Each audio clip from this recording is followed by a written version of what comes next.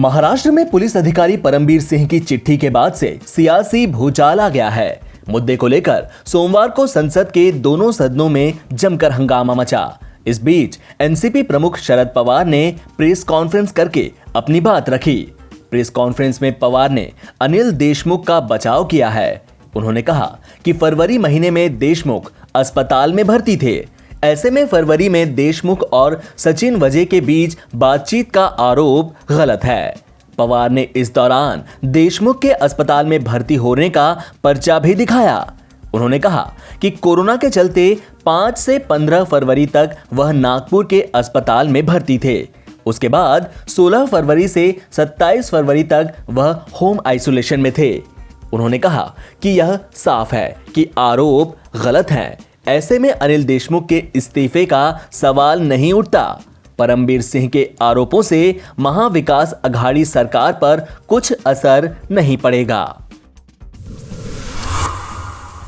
देश भर में कोरोना वैक्सीनेशन युद्ध स्तर पर चल रहा है। इस बीच कोरोना वैक्सीन कोविशील्ड की दोनों खुराक के बीच अंतराल की अवधि को संशोधित किया गया है।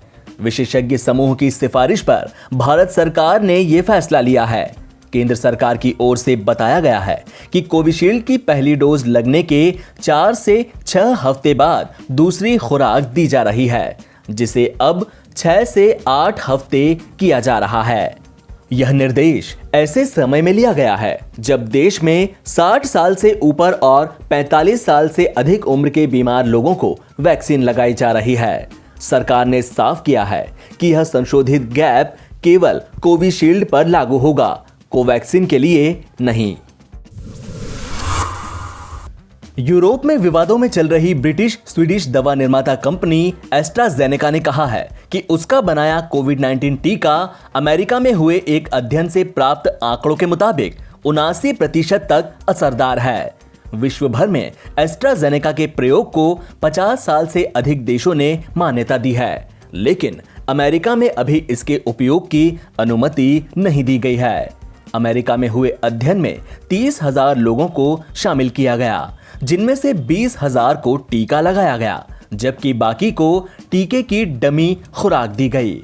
अध्ययन के नतीजे सोमवार को घोषित किए गए। एस्ट्राजेनेका के एक बयान में कहा गया कि उसका टीका कोविड-19 को रोकने में 79% तक प्रभावी है और इस रोग को गंभीर होने से रोकने में 100% तक असरदार है। केंद्रीय गृह मंत्री अमित शाह ने आज असम में एक रैली को संबोधित किया। इस दौरान उन्होंने कांग्रेस पर जमकर हमला बोला। बीजेपी की प्रशंसा करते हुए उन्होंने कहा कि हमने विकास के लिए कार्य किया है, जबकि कांग्रेस बदरुद्दीन अजमल के साथ गठबंधन कर रही है। असम का इतना विकास किया, सर्बानंद हेमंत शर्मा ने असम को आंदोलन मुक्त बनाया, आतंकवाद मुक्त बनाया, सभी जनजातियों को जोड़ने का काम किया, सबकी संस्कृति की रक्षा करने का काम किया, सबके साहित्य की रक्षा करने का काम किया। और दूसरी ओर कांग्रेस अजमल के साथ आ रही है, अजमल के साथ। ये कांग्रेस पार्टी अपनी गोदी में बदरुद्दीन अजमल को बिठाकर आई है। मुझे बताओ भैया, भगवान न करे इनके हाथ में सत्ता रह गई तो ये पूरी घुसपैठ बेरोक टोक चलेगी। मुझे बताओ, जुनाई वाले बताए जरा, आप घुसपैठिए चाहते हो क्या? जोर से बोलो, चाहते हो क्या? आसाम में घुसपैठ रुकनी चाहिए या नहीं रुकनी चाहिए? आसाम से घुसपैठे को निकालना चाहिए या नहीं निकालना चाहिए? ये राहुल गांधी आए थे।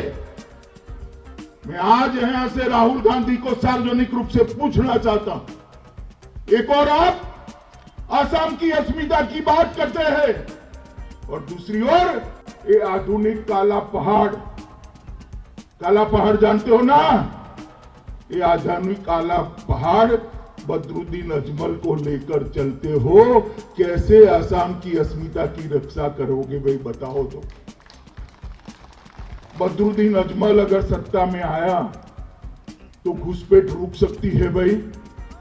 रुक सकती है क्या? रोकनी चाहिए या नहीं रोकनी चाहिए? क्या फिर से हम घुसपैठ का फ्लो चालू कराना चाहते हैं? ये कांग्रेस पार्टियों को शर्म आनी चाहिए। बदरुद्दीन अजमल के साथ आते हुए पीएम मोदी ने विश्व जल दिवस के मौके पर वीडियो कॉन्फ्रेंसिंग के जरिए जल शक्ति अभियान कैच द रेन को लॉन्च किया। इस कैंपेन के तहत बारिश के पानी को सुरक्षित तरीके और जल संरक्षण के लिए आम जनता को जागरूक किया जाएगा। अभियान के तहत पीएम मोदी ने कहा कि भारत वर्षा जल का जितना बेहतर प्रबंधन करेगा उतना ही भूजल पर देश की निर्भरता कम होगी। भारत के विकास का विजन, भारत की आत्मनिर्भरता का विजन हमारे जल स्रोतों पर निर्भर है, हमारी वाटर कनेक्टिविटी पर निर्भर है। हमारी सरकार ने वाटर गवर्नेंस को अपनी नीतियां और निर्णयों में प्राथमिकता पर रखा है। बीते 6 साल में इस दिशा में अनेक कदम उठाए गए हैं। प्रधानमंत्री कृषि सिंचाई योजना हो या हर खेत को पानी अभियान हो, पर ड्रॉप मोर क्रॉप इसका अभियान हो, या नमामि गंगे मिशन, जल जीवन मिशन या अटल भूजल योजना, सभी पर तेजी से काम हो रहा है। साथियों, इन प्रयासों के बीच ये भी चिंता का विषय है कि हमारे देश में वर्षा का अधिकांश जल बर्बाद हो जाता है।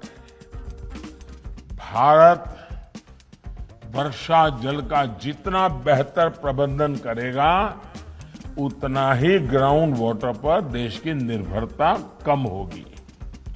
ये जल जीवन मिशन में जितनी ज्यादा मात्रा में बहनें आगे आएगी, जितनी ज्यादा मात्रा में बहनें इस जिम्मेवारियों को लेगी, आप देखिए पानी का मूल्य माताएं बहनें जितना समझती है ना, वो और कोई नहीं समझ सकता है।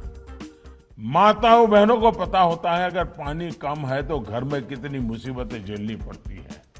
अगर उस माँ के हाथ में पानी की व्यवस्था देंगे, उस बहन के हाथ में पानी की व्यवस्था देखें, आप देखिए ये माताएं बहनें ऐसा परिवर्तन ला करके देसी, ऐसा परिवर्तन ला करके देगी जो शायद हम सोच भी नहीं सकते।